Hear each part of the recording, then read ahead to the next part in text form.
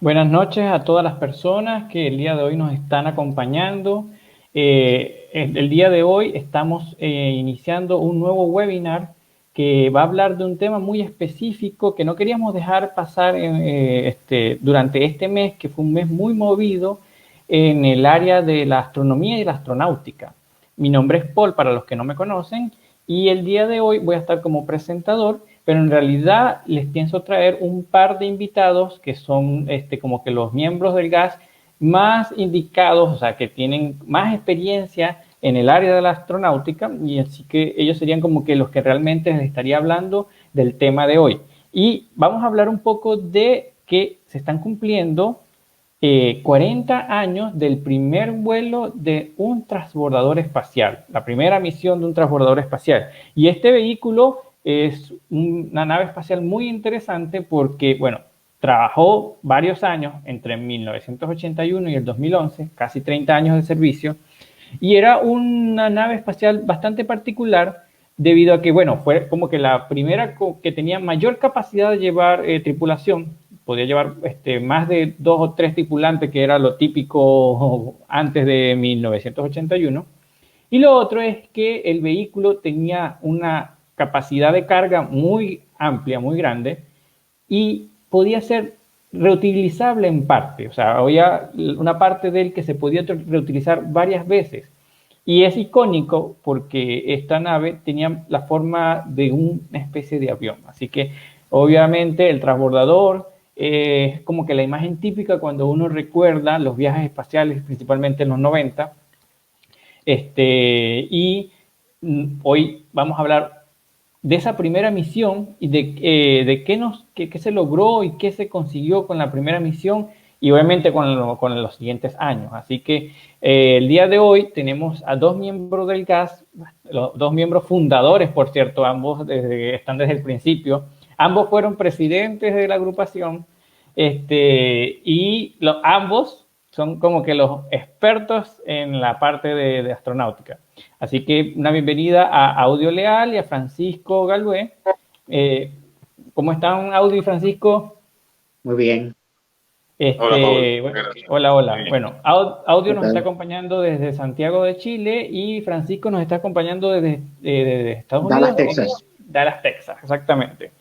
Bueno, Francisco está un poco más cerca que nosotros de la parte de la parte de los lanzamientos espaciales allá en Estados Unidos.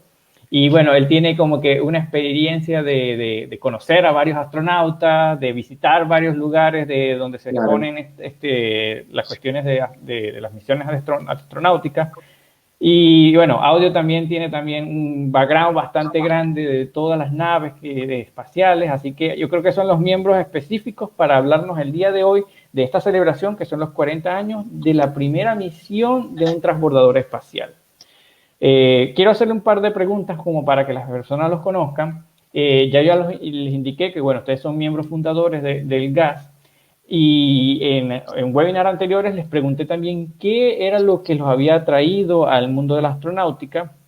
Ahora les quiero preguntar así como que eh, de toda esta parte de la astronáutica, ¿cuál es la que más les gusta a ustedes? O sea, como qué rama más le gusta a cada uno de ustedes. Primero Francisco y luego Audio. Bueno, no sé decirte exactamente cuál rama, me parece que todas son fascinantes.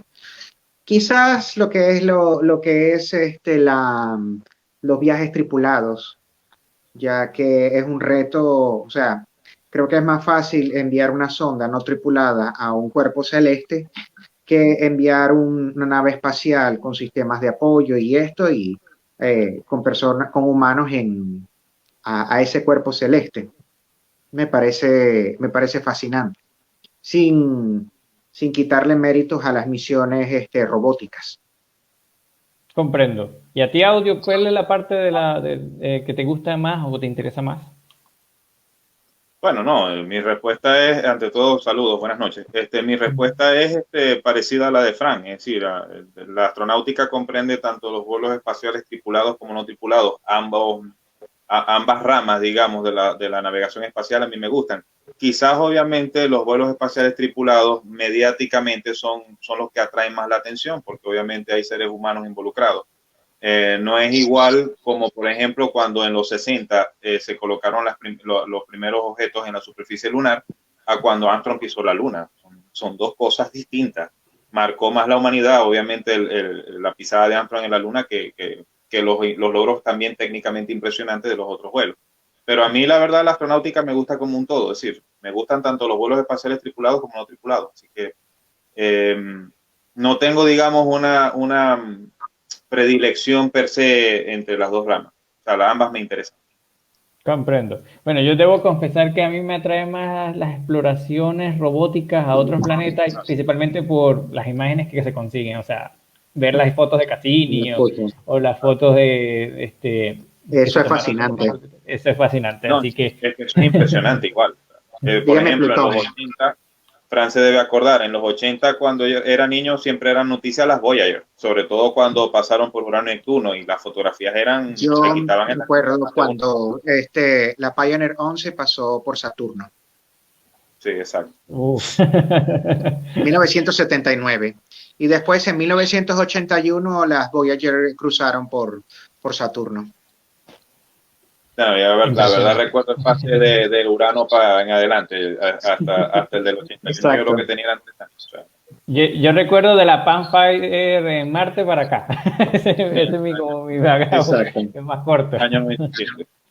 Exacto. Entonces, bien, los voy a dejar entonces a ustedes dos para que nos estén hablando un poco de esta interesante misión, la primera misión de un transbordador y estos 40 años que se celebran. Así que los dejo con el público y nos vemos al final cuando estemos en la sesión de preguntas de nuevo. Así que perfecto. Nos vemos en un momento. Ok, bueno, como ya nos presentó Paul, vamos a comenzar con esta presentación. Básicamente nos vamos a centrar en lo que fue el primer vuelo de transbordadores, la misión STS-1. Dio inicio a todo lo que fue la era del transbordador espacial, que como ya bien señaló Paul, abarcó desde el año 81 hasta el año 2011, es decir, abarcó 3 décadas de operaciones y que obviamente es un vehículo que es emblemático, para bien o para mal, es emblemático de la exploración espacial. Y junto con el Soyuz, el vehículo Soyuz ruso, son los dos vehículos de mayor uso, pues, o que han tenido mayor veteranía a la hora de volar al espacio. Correctamente. Como una coincidencia, en el 20 años después del vuelo de Yuri Gagarin, se lanza el primer transbordador espacial en la historia. Sería el primer vehículo alado que iría al espacio y que como innovación iría al espacio como un cohete, pero regresaría a tierra planeando como un avión común y corriente. Y tendría la peculiaridad de que el vehículo pudiera ser usado una y otra vez. Sí, bueno, fue el primer vehículo alado, digamos, que alcanzó la órbita terrestre, porque si nos remontamos más atrás, que lo vamos a comentar en la conversación. Exacto, el X-15 fue el primer vehículo alado que alcanzó el espacio, aunque brevemente, pero que lo alcanzó. Pues. Pero no entró en órbita, obviamente, solamente estuvo una especie de vuelo suborbital y de allí aterrizó en la pista de prueba. Entonces, bueno, exacto. Vamos a comenzar con la presentación.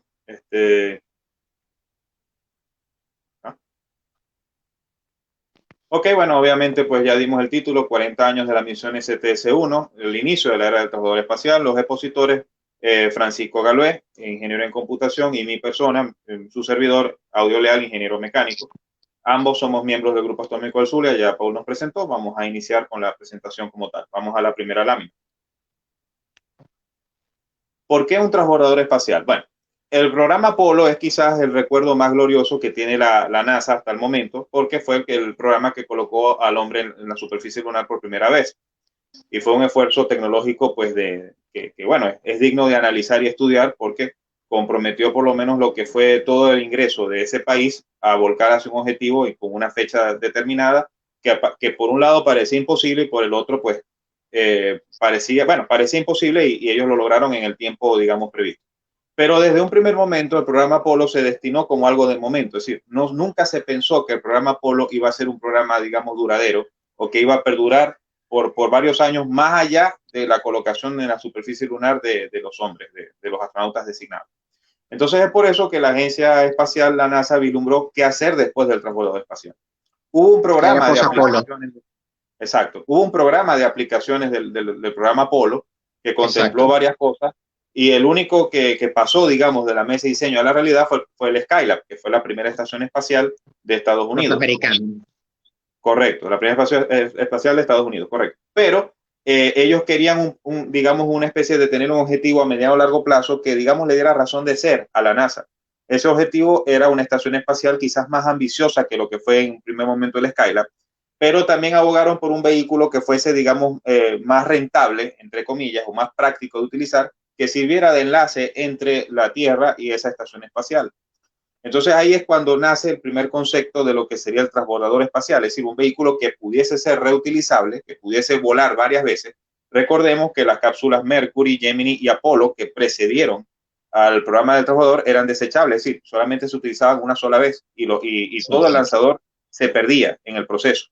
Ellos abogaron por una nave que pudiese utilizarse más de una vez y que por lo menos la mayor parte del sistema, si no todo, fuese reutilizable, porque pensaron que de esa manera iban a abaratar costos e iban a hacer el acceso al espacio lo más rutinario posible.